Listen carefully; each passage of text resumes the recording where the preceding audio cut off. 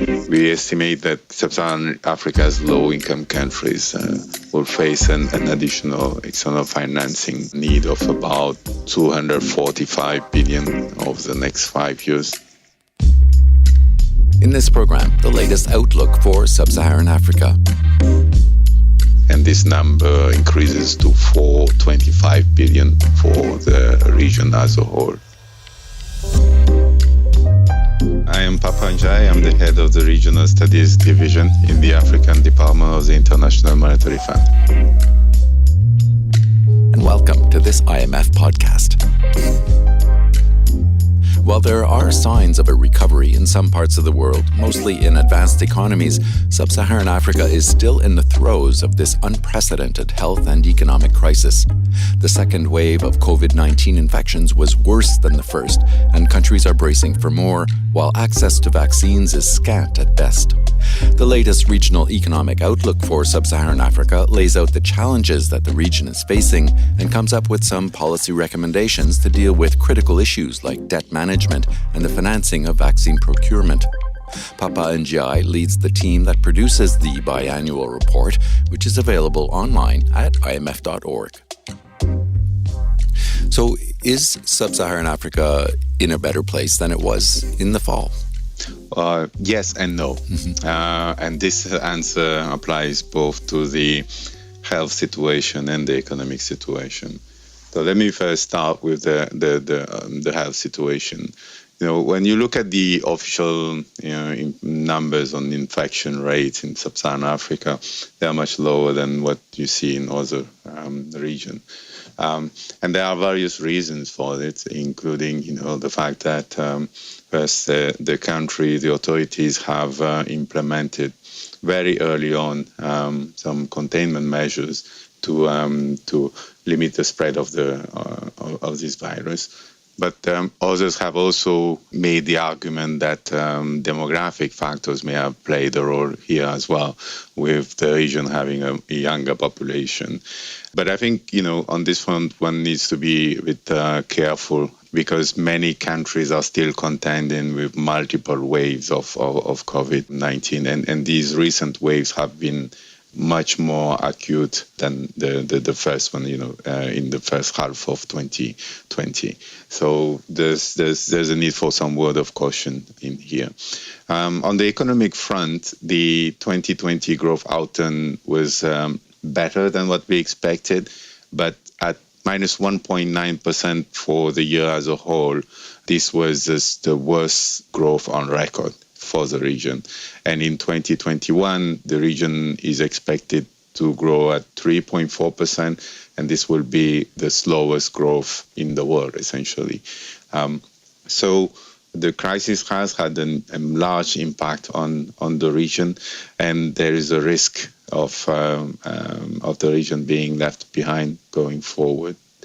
We have, when you look at the per capita output and the evolution of per capita output going forward, the region is not expected to return to the 2019 level before 2022.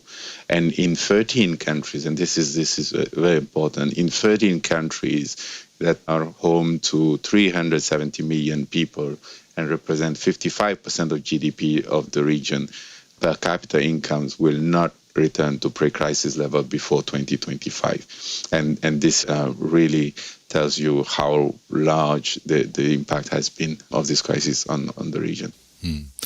Yeah, and as we see, economies recovering in other parts of the world, to what extent is this problem that Africa is having of gaining access to vaccines hampering the prospects of a recovery?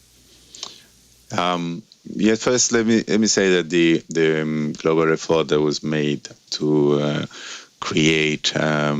develop an effective vaccine against the COVID-19 has really been exceptional. But then when we just look at what's been happening across countries, there is a risk of a broadening gap between countries. For example, in some advanced economies, the authorities have secured enough vaccine to cover their own population multiple times. While when we look at in Sub-Saharan Africa, several countries are still struggling to just vaccinate their essential frontline workers.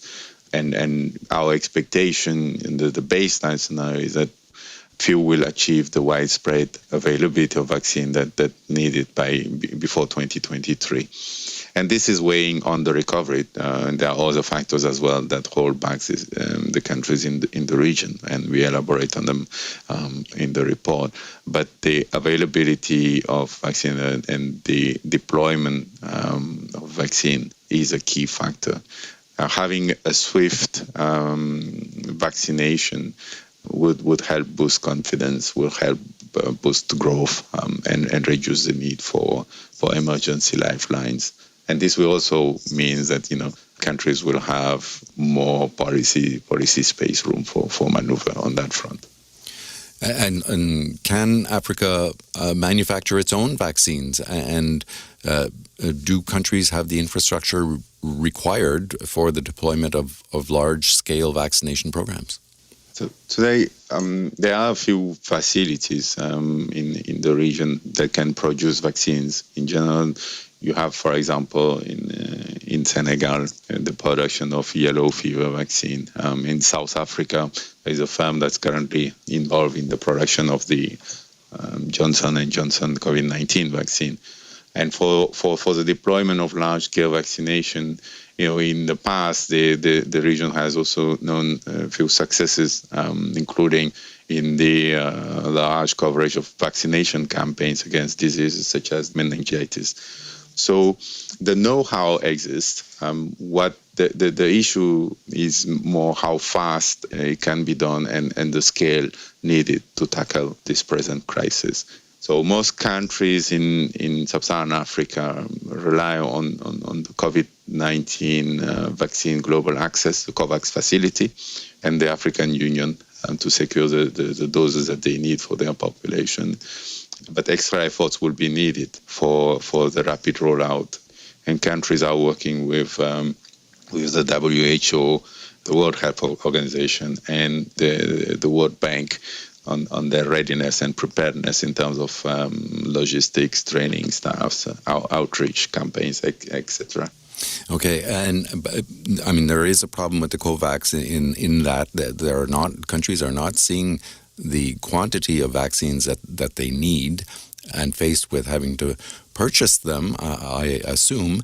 But with debt levels as high as they are, where will African governments find the resources they need to, ultimately vaccinate their populations? And what will it mean for them and the global recovery, in fact, if they don't manage to do that?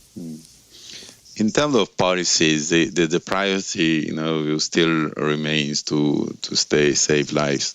And what this means is that, more spending will be needed to strengthen the local health systems and containment efforts, as well as to cover the vaccine procurement and distribution.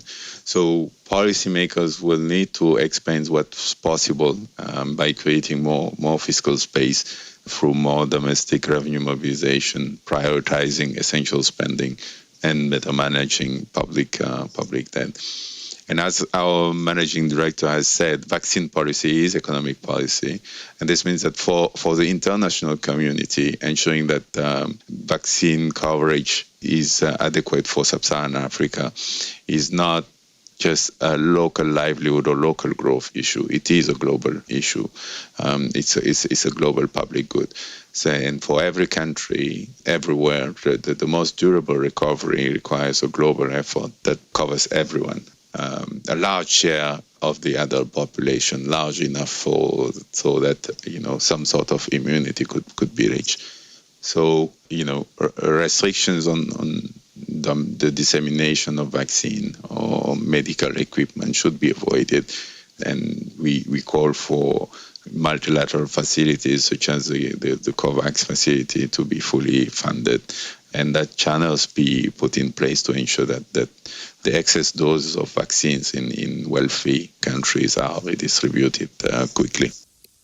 So, given how much divergence there is between what Sub-Saharan Africa is experiencing right now as compared to advanced economies where, recovery is well on its way, What kind of resources will the region need going forward to take care of this? And what role might the private sector play in that? First, let me say that the development partners and the international community have helped cover a sizable portion of the region's need back in 2020. But our estimates or our projections indicate that more support will be needed, and this will be needed to both spending on the pandemic response to maintain adequate reserve and also accelerate the recovery. You mentioned the divergence between the rest of the world and Sub-Saharan Africa.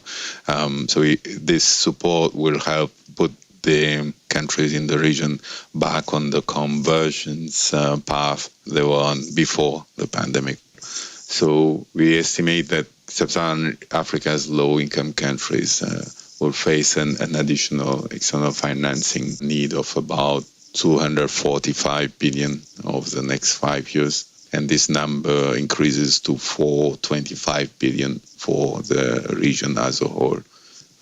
To meet these financing needs, there will be a need for significant contribution from all potential sources, including from the international financial institutions, from development partners through more ODAs, official development assistance, and debt relief where needed.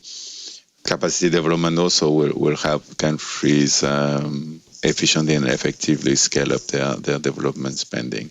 And where does the private sector fit in? And this is exactly where the private sector fit in, because despite the best effort from the local authorities and the international community, international financial institution, there will still be a large gap that will remain. And it is paramount that the private sector chips in, contributes to financing the development needs of these countries. And this will require, of course, reforms to promote this participation, private sector investment, including through reform to enhance the business environment and transparency and governance. So this is going to be the main focus of the Mobilizing with Africa event that will be held later in May in Paris. Papa Njai, head of the African Department's Regional Studies Division at the IMF. Thanks so much. Thank you.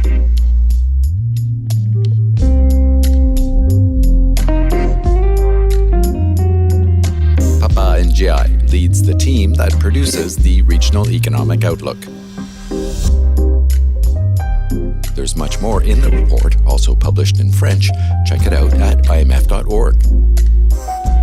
Vous pouvez également écouter ce podcast en français. Look for other IMF podcasts wherever you listen and follow us on Twitter at IMF_podcast. I'm Bruce Edwards. Thanks for listening.